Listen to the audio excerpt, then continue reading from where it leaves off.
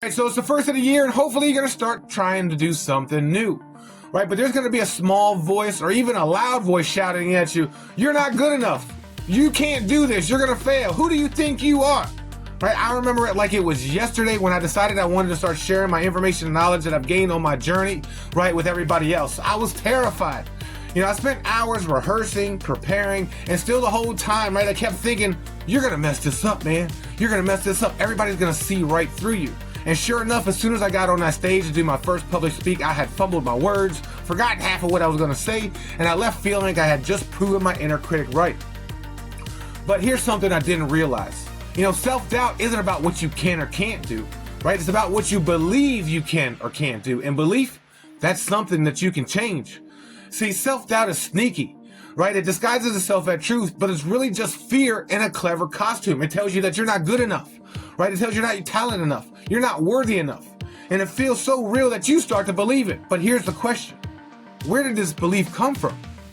You know, maybe it came from someone that somebody said to you, you know, years ago. Or maybe it came from a failure that you just couldn't shake. Or maybe it came from comparing yourself to others and you feel like you didn't measure up. But let me tell you something. Self-doubt isn't a reflection of your abilities, right? It's a reflection of your conditioning. And your conditioning can be unlearned. See, Timothy 2, chapter 1, verse 7 says, God has not given you the spirit of fear, but he's given you a spirit of power, love, and of sound mind. Now think about this for a second. Fear is the root of all self-doubt. That doesn't come from within, right? It comes from something external that we've picked up along the way. But what does come from within? Power, love, and sound mind. That's who you really are. Self-doubt is the ego's way of keeping you small, right? It's that inner voice that wants to protect you from failure, embarrassment, and rejection. But here's the truth. You weren't put on this earth to play small. You were created to grow, expand, and step into the fullness of who you are. And you can't do that if you're constantly telling yourself and constantly listen to that voice of fear. Now, I get it, right? You're not going to be able to just snap your fingers and self-doubt disappears. Right, if it was that easy, we'd all be walking around like we're a bunch of superheroes or Avengers, right? But here's a little trick that I learned. Next time that self-doubt steps in, right, it starts whispering or even shouting in your ear, talk back to it. Seriously. Say, thank you for your input, but I know the truth of who I am and what I'm capable of doing. Now, it might sound silly at first, but trust me, it works.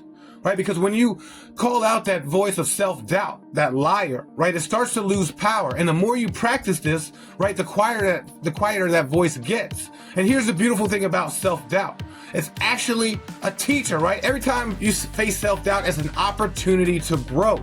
It's an invitation to step out of your comfort zone and prove to yourself who you really are and that you're stronger than you think. Because you don't have to do it all at once, right? Take a small step, right? Take one step towards that thing that scares you the most. Right? Speak up in that meeting, right? Say yes to that opportunity. Try something new, even if you're not sure if you're good at it. Because every time you take that step, you're building a new belief, a belief that I am capable, I am worthy, I am enough. So here's my challenge to you, right? Next time that self-doubt tries to hold you back, right? Pause, take a deep breath, and remind yourself of what the truth is. You weren't given a spirit of fear. You were given power, love, and sound mind. And then take that step, right? It doesn't have to be perfect, right? It doesn't even have to be pretty, but you just have to take it. Because every time you do, you're not just proving self-doubt wrong, but you're proving yourself right. And who knows?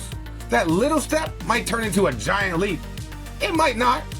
But either way, that one step will get you closer to the person that you were truly meant to be. And that's worth everything, isn't it? Follow, like, and subscribe for more Bible and spiritual deep dives. Believe in us, oh, but I know that